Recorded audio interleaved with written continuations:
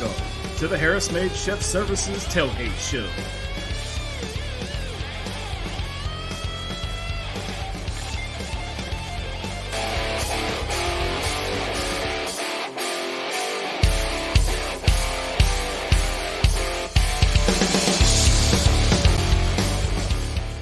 All right, welcome into.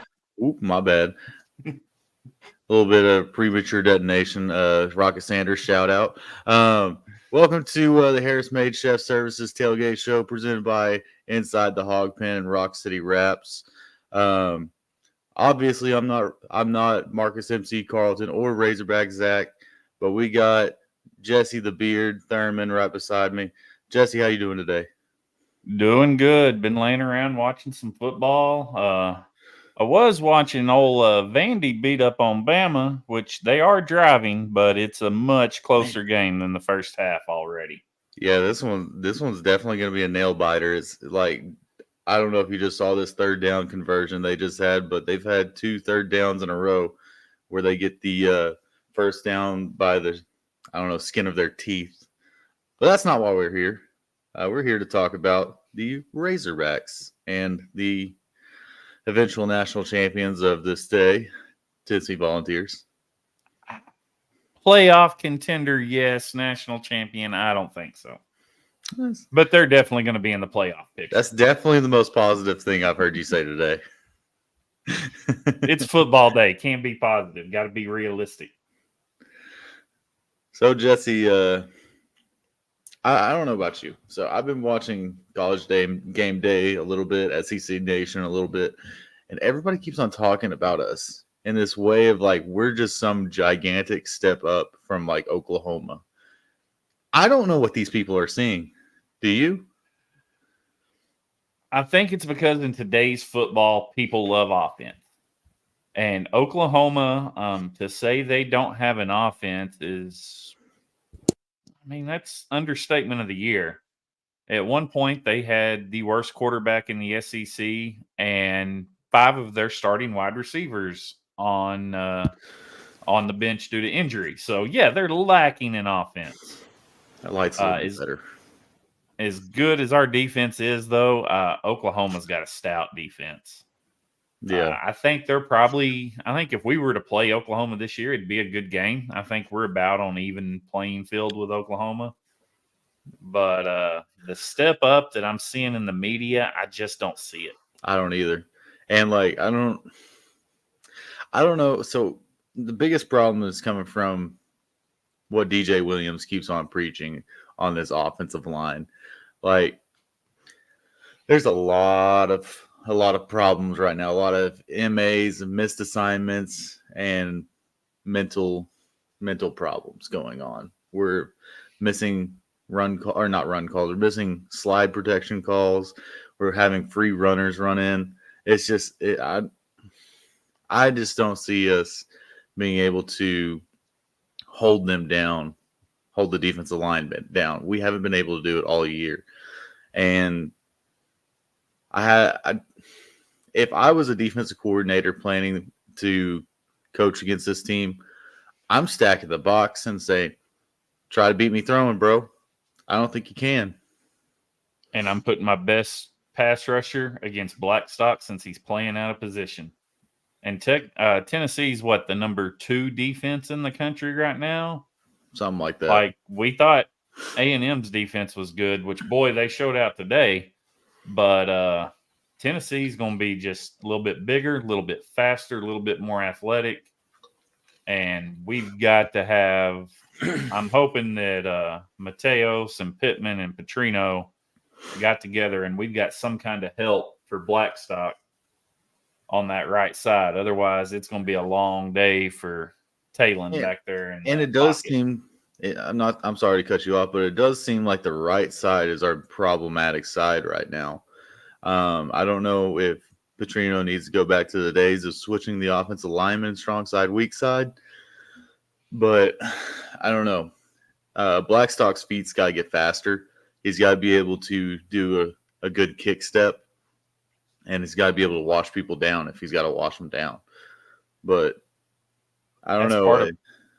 Go ahead. Oh, sorry. That's just part of playing out of position, going from the inside to the outside. That switch is a lot easier to make to go from tackle inside to guard. Going from guard to tackle, that's a hard transition. And I mean, he was at Michigan State last year, so he's seen some good competition in the Big Ten, but he was the number one offensive lineman coming out of JUCO too. That's the bad part. And I think if he was one slot over, he'd be completely fine, because what I'm seeing with DJ's breakdowns and watching games, it's speed on the outside, where guard position, he doesn't have to be that fast. Yeah. All you got to do is link up with the center. Short steps at the inside. Then you kind of got to be a little bit quicker with those, especially with two All-Americans on the outside with Nick Scordon and what was it, Shamar Turner? Yeah, those guys aren't scrubs. Shamar Turner, not at all. They said Shamar Turner was the number one ranked defensive end going into the draft this year. Nick Scordon's not bad either, but I don't know if he balled out today. He gave Brady Cook. Brady Cook's tired of seeing him. And that was a comment I put into the group chat. I don't know if y'all saw, but it was Mizzou could not hold their own against Texas A&M's defense. From what I watched of the first half, Brady Cook was on his butt more than he was standing upright throwing the ball on time. And it made me feel a little bit, just slightly better about our offensive line, that it's not just our problem. Other people had that same issue too. Yeah, also the refs kind of got in Mizzou's head on that game. There were a few questionable calls in the first probably 5-10 minutes of the game. Texas A&M got the advantage on the calls, I'll say. But I think that messed with Mizzou mentally, and they faced a challenge that they hadn't faced since middle of last year. I mean, Vandy challenged them, but they've had a pretty smooth schedule leading up to this. They hadn't faced real adversity, kind of like Ole Miss last week. You get hit in the mouth, you're going to get back up, or you're going to lay there and cry. And Mizzou laid there and cried today. Oh, yeah.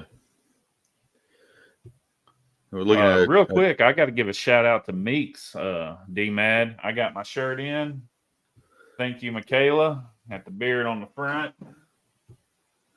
Hog Tua. Spit on that thing. Awesome job by Meeks Design Company on that. Big shout out to them.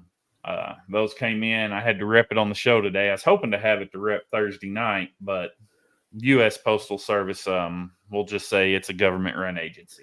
That you took the words right out of my mouth. Oh man. Sorry, Alabama just went from almost having a safety to having a 50-yard throw. Oh, there's a flag. Speaking of shirts, I bought this one last year from Walmart, and I actually really liked it. I just haven't worn it yet. And not Hog Heaven? Not Hog Heaven, no. I could go down the street and buy this one. No failure to deliver. I was also one of the ones that did not get their stuff they ordered, and I was very excited about what I bought. So, yeah, I'm still a little PO'd too. I had a nice jacket for my wife as an early Christmas present / anniversary because they're within a week of each other. Mm-hmm. Nice jacket I caught on sale. I was looking forward to having that for her, but see, I bought I think it was a 94 home shorts, 94 basketball home shorts, and the 1990 away basketball shorts, and a home basketball jersey or away basketball jersey, so I could put it in my case back here. Did you get the quarters? I know you were looking at the quarter zip. Did you order the quarter zip too? Okay. May have been MC that ordered the quarter zip. I think it was MC. But either way, I didn't get it. So let's get back to the game at hand today. I've got, and this is according to Knoxville News Sentinel, the final availability report leading into the game. I don't know any of these guys on Tennessee, but they got 3 DBs and a linebacker out. But the article says they will be close to full strength. So I'm guessing those are probably depth pieces and not starters. We've got a couple that jump out at me on the Arkansas injury report. We've got Jalen Braxton will be out again this week. Rodney Hill is out this week.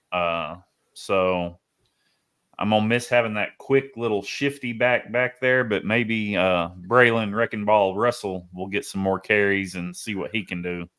I wonder, and this is just me kind of taking a second and thinking about this. Jalen Braxton hasn't played since what, the second game of the season? I see where you're going, and that's going to bring up the next one on the report, Patrick Kudus. So that may be something we're looking at, because I think that's the rumblings, nothing confirmed. Oh, Matthew Don't call me Sluka? fake news, but it's sounding like Patrick Kudus is probably going to redshirt this season and come back next year. His back just hadn't been right since he injured it. Also, game time position, Luke has. Game time decision on that. They let him block. If his back is as bad as it looked against A&M, where he caught the ball, well, he didn't even catch the ball, he got hit and grabs his back, brother, you need to sit out. Those back problems, that's the one thing people say in life. As soon as you hurt your back, it's never the same. Brother, go sit out. And I can attest to that. I wear a back brace every day at work now. You're on your feet all day, every day. Your back's never the same. Go sit down, bro. That's one of those that Pittman's got to be looking out for. Has on that one.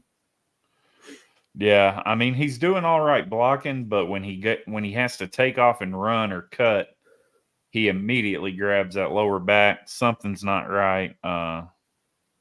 Maybe if he had quit trying to push it so much, he could get healthy a little quicker. We're just running into a depth issue. The curse of Arkansas. We never have enough depth on the football field. University of Almost, that's what MC says.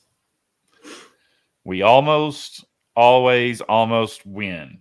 I love that shirt and probably be one of those in my wardrobe in the near future. I feel like that's a Meeks design waiting to happen right there. You got the Bama Vandy game pulled up on your screen, D-Matt? I've just got... Yeah, I got it pulled up. It's on commercial right now. Okay, I've got Game Tracker pulled up so I can monitor multiple scores. It looks like Vandy's in Bama territory with the lead and the ball. What happened? I told you they almost had that safety, and there's a 50-yard bomb. There was a holding on that play, and it made Alabama punt the ball, and they punted it to the Bama 45. But they, I mean, it's about to be a tough game coming down to it. Apparently, we've got a sponsor in the house, Mr. Baxter Meeks.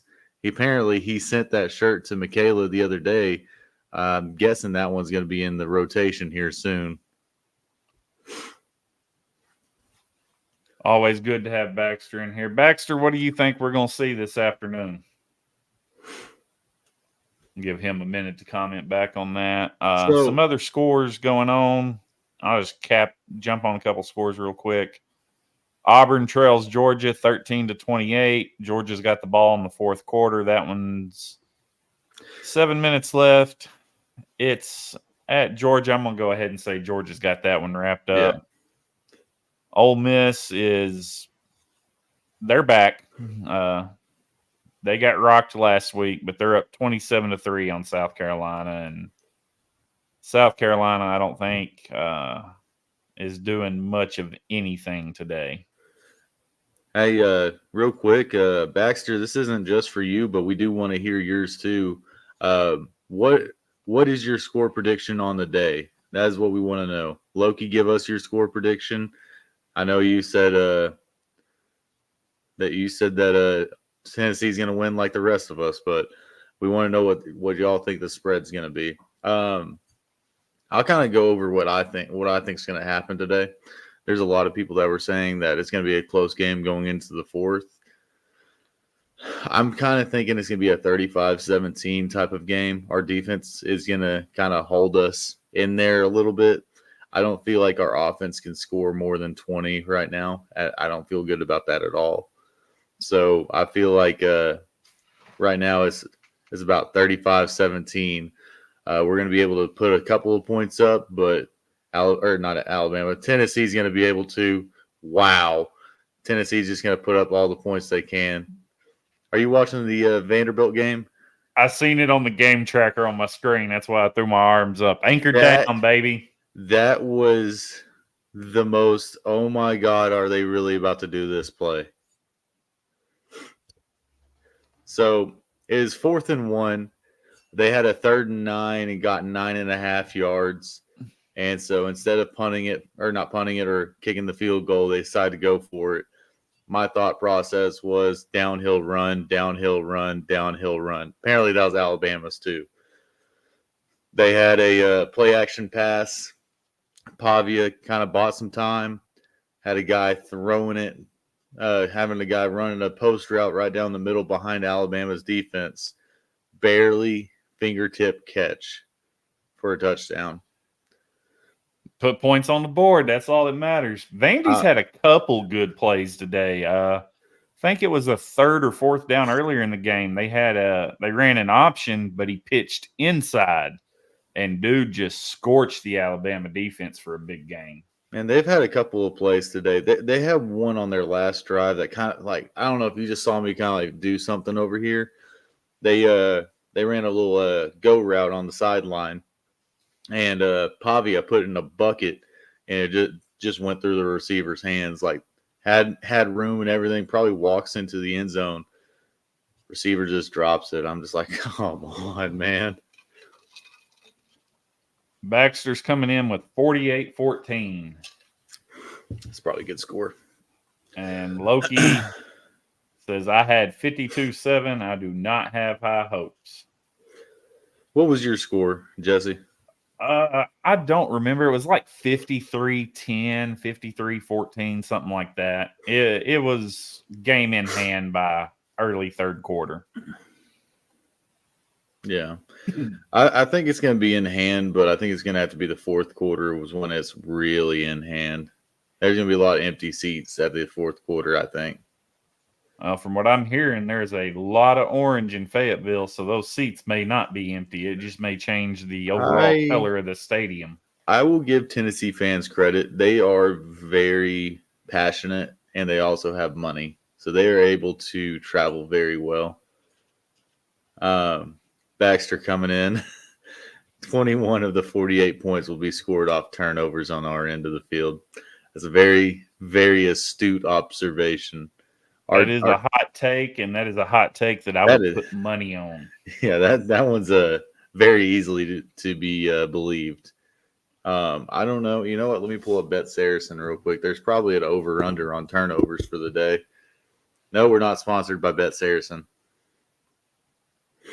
But there's never. If anybody from Bet Saracen is watching and wants us to plaster your logo everywhere like y'all do at the university, hey, inside the hog pen at gmail.com to get a hold of us. We'll do it. Let's see here. Turnovers. I know there's the turnovers on here. Oh, interceptions. This is a layup. Taylor Green to throw half an interception, over or under. Over all day. That's an over. Dude, I might be making a parlay here while we talk about it. Nico to his longest pass completion, over or under 41.5. That's an over. I was gonna say he's got some. Isn't Squirrel White still there? Yeah, Squirrel White's still there. If Squirrel's still there, yeah, I'll take the over on that. Mm-hmm. Receiving yards. They have receiving yards for Squirrel White at 35.5. Yeah, I'll be getting on Bet Saracen as soon as we wrap up here, making me a little same game parlay. See if I can put some money in. Man, I'm doing it right now. While you're plugging that in, Dylan, I'm gonna go ahead and get us a break in here real quick. Sir. Let us catch our breath. We'll come back. update some scores from around the league again, and we'll get it wrapped up and get everybody ready to get settled in and watch the Hogs in prime time. Back right after this. Chef James Harris is the go-to for our catering needs at Inside the Hog Pit, and he should be yours as well. Whether it's tailgating, a wedding celebration, or a simple Wednesday night meal that you don't have to prepare, Chef James builds the platform for an incredible dining experience. And with a wide variety of styles and influences, you can be sure Chef will have the menu ready for whatever your needs are. Oh, and by the way, fellas, looking for a romantic date idea? Chef James offers private chef services as well. Think about it. Just you, your significant other, and a beautifully prepared meal all in the comfort of your own home. Check out Harris Made Chef Services now on Facebook at Harris-Made, or give Chef a call at 609-816-5629 to discuss your culinary needs.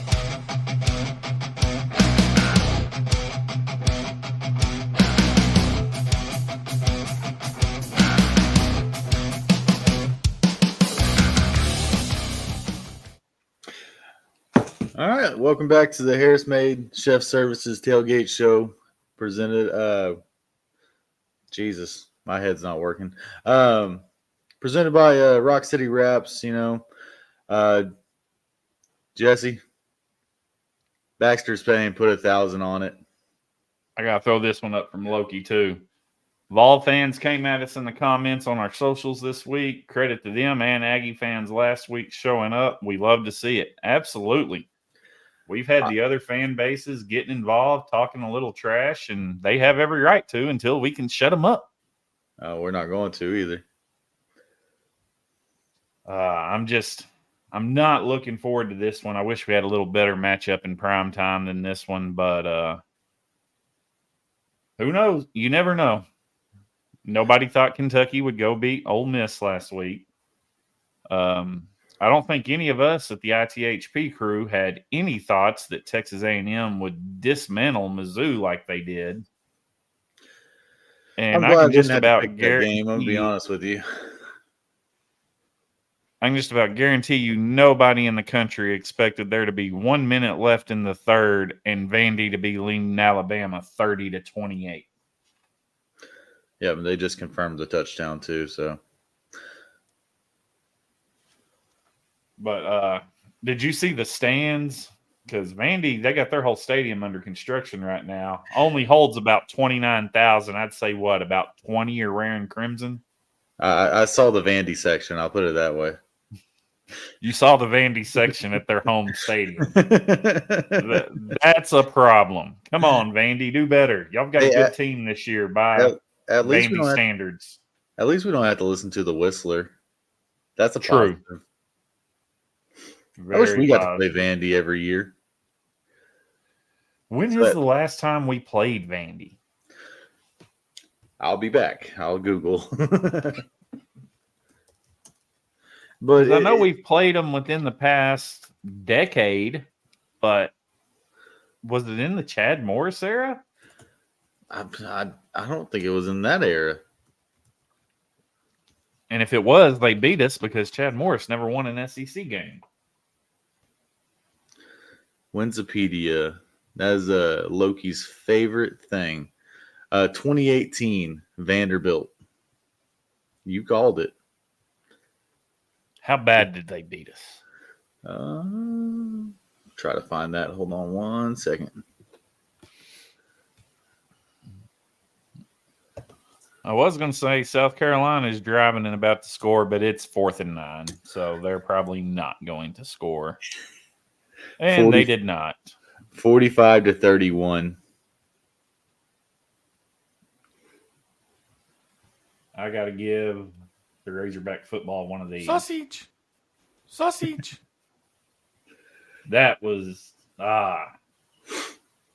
as bad as it is with Sam Pittman. At least it wasn't 2018 or 2019 bad. Okay, so here's my theory. You ready for this? I'm very good at these. So, Mike Anderson, God love his soul, brought the basketball team from the depths of hell in the 2 decades prior. So he was able to bring Arkansas basketball to a sense of respectability. Not great, respectable. Got to the point where we saw his ceiling, and then we're like, hey, bro, we love you. You gotta go. In comes Muss. Muss reawakens the beast that is Arkansas basketball. Must put us on the map. Regardless of how bad anybody feels about Muss now, must put us back on the map and made what we have today possible. So, finish your thought, D-Man. Sorry, Vanderbilt just had a 30, 40-yard shovel pass. But so Muss brought us back to the point where everybody was like, damn it, we got to play Arkansas. At any point, they can have a game where they wake up and they beat you. So with that being said, Muss leaves. Probably because we were like, all right, we saw the height of Muss, and he's starting to come back down to earth. And everybody was getting tired of it. So what do? Well, Arkansas is reawakened as a giant in the basketball sphere. Let's go hire a Hall of Fame coach from a Hall of Fame program. So now Arkansas basketball has gone from the depths of hell, flatlining, to the Mike Anderson era, to the Muss era. Now we're back up here to the Coach Cal era. So if we look at the football projection, Chad Morris, flatlining. Sam Pittman, kind of upward trend. And that's where we're at right now. So can Sam took us to 9 wins. But we might have flatlined with Sam a little bit. It might be getting close to that time. Problem is, if you fire Sam, more than likely you lose Bobby P. And you lose T-Will, which in our group chat discussion, it's been brought up that T-Will may not be here after this year. And we got to find a way to keep him. If the defense keeps performing like they are right now and have been, and they stay in some games with the SEC juggernauts we got to play, it's going to be hard to keep Will from the big desk somewhere. I've got to call somebody out, though. Well, a whole group. We, as a defensive line, are playing terribly. Not terribly. Where our run defense is very good. Our linebackers fill the gaps really well. Our defensive line struggles getting to the quarterback. Now, the first couple of weeks I was giving it UAPB, and then Oklahoma State is 1-2 out. You're barely going up the field before the guy Oklahoma State threw the ball. UAB, bro? Auburn? Like, come on. We have got to start getting some defensive pressure without blitzing. Because as soon as we start committing linebackers to the pass rush, it opens up a lot of holes. Our defensive line has got to start stepping up. Our linebackers have got to be able to drop into coverage and be accountable for the quarterback when he's scrambling. Our defensive line has to get better. Yeah, we can't be using extra linebackers or corners to blitz because we've got too many injuries in the secondary, especially with Braxton being out. I will say this when it comes to lack of depth. When it comes to our depth, like I've been sitting here kind of thinking, like, when it comes to recruiting season, I'm like, all right, bro, we've gotten enough defensive backs. Obviously, I was wrong. Let's see. We've got a few more out that I didn't mention on the show earlier because it's players we hadn't seen at all this year. If we did see them, we saw them against UAPB. But on our injury report, we've got 2 DBs, a running back, a lineman, a wide receiver, and 2 tight ends. So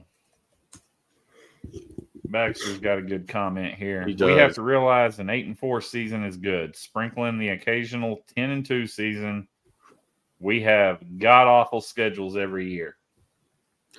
We got a pretty good schedule this year compared to the last few. I mean, we didn't get a Florida schedule.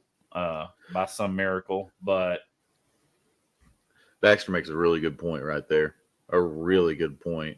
if we can maintain 8-4, that sets us up down the road to go out and make a hire like basketball did. If you think about 8-4, like Ole Miss is the same program that we are. You could even probably assume that Ole Miss is probably less of a program than we are, but they set their standard at 8-4. And if you get 8 wins, you're doing really well. And the first couple of years of Kiffin, he's able to do that. And then he's starting to take a step up. He went, what was it, 10-2 one year? And I want to say it's 10-2 and then 11-2 last year.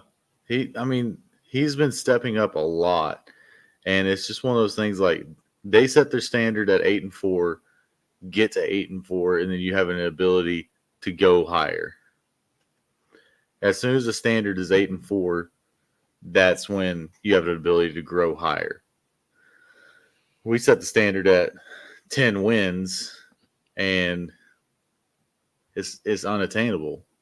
You're setting yourself up for disappointment. And I'm one of the guys that will look at the schedule and be like, they're not that good this year. They're not that good this year. Well, Arkansas is also not that good. I'm one of the guys that's very optimistic. Hey, break glass and hit the breaking news button. I'm very optimistic. Actually, I'm going to hit another clip real quick.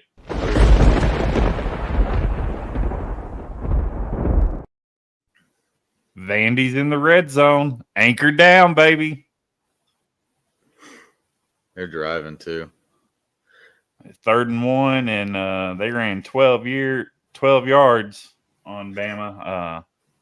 I think they're going to start playing a clock game now because I don't understand it, dude. Like, either this offense coordinator can call the hell out of a game or something, because I've seen him do this with Virginia Tech, I think it was at the start of the year. It's like none of the team looks like they would be able to just dominate the football. But it's just the way, like, he's calling plays. It's like, and Diego Pavia, he is a hell of a quarterback too.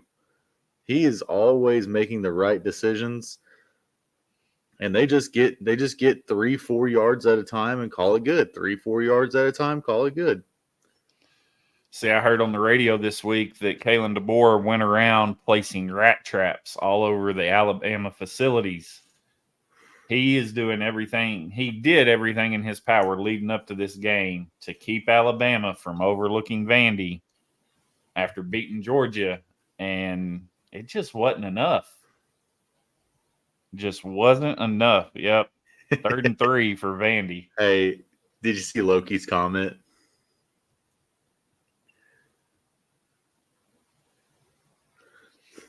Dylan can be pretty realistic, but he keeps a sunshine pump in his trunk in case he runs into some of those doom and gloom fans. What happened? Not Tennessee. Vanderbilt just scored a touchdown, but there's a flag somewhere. I don't know what the flag is. It's in the background or backfield though. That's typically a holding call. Well, was it a pass or a run? It was a broken play. Could have been late hit on the quarterback. Holding. Mm-hmm. It looked like they might have thrown it for a legal receiver downfield. And then realized he wasn't going to throw? Well, he threw it behind the line of scrimmage. It was more of a lateral than anything. Oh, okay. But, man, I don't know. Let's see how bad of a holding it is. Yeah, that's not bad, but, I mean, I guess. Broken play makes it a lot easier to see those holds for the officials. Yeah, he just got a little bit of his jersey right here and pulled him down just a little bit and got the flag, got the Alabama flag, the Birmingham office flag. Well, Dylan, right. I think we've about covered everything. It looks like Auburn and Georgia's about to wrap up, so we shouldn't be starting on any crazy ESPN Ocho or anything. Should be right on time on ABC, and I believe I heard they pushed kickoff to 6:44. Wow. So instead of 6:30, it'll be 6:44. So we're going to give you plenty of time to catch the end of this Vandy-Bama game and then tune in and watch the Hogs about 30 minutes after the final horn. When Arkansas wins. Tonight. I'll be back tonight. Not sure. May see an appearance by Mr. MC, Marcus Carlton. May see an appearance by Razorback Zach. We never know until that time. So be watching the socials. Tune back in for the Allen Kerr Advisors 5th quarter post-game show. And take care of the ball. Execute. Block. And throw some screen passes. That's going to be my final thoughts. Dylan, your final thoughts and close us out. Oh, my final thoughts. Block. Do not get confused by twist stunts. Be able to make your progression 1, 2, 3, ball out. 1, 2, 3, ball out. If the ball is in your hands for more than 3 seconds, it's either going to be a sack or it's going to be a broken play. That's it.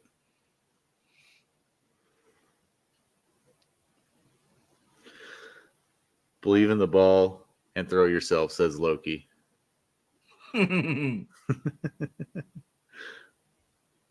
All right, we're on that. This is going to wrap up the Harris Made Chef Services Tailgate Show. We appreciate you tuning in. For Dylan D-Mad, I am the Beard, and we'll see you this evening for postgame.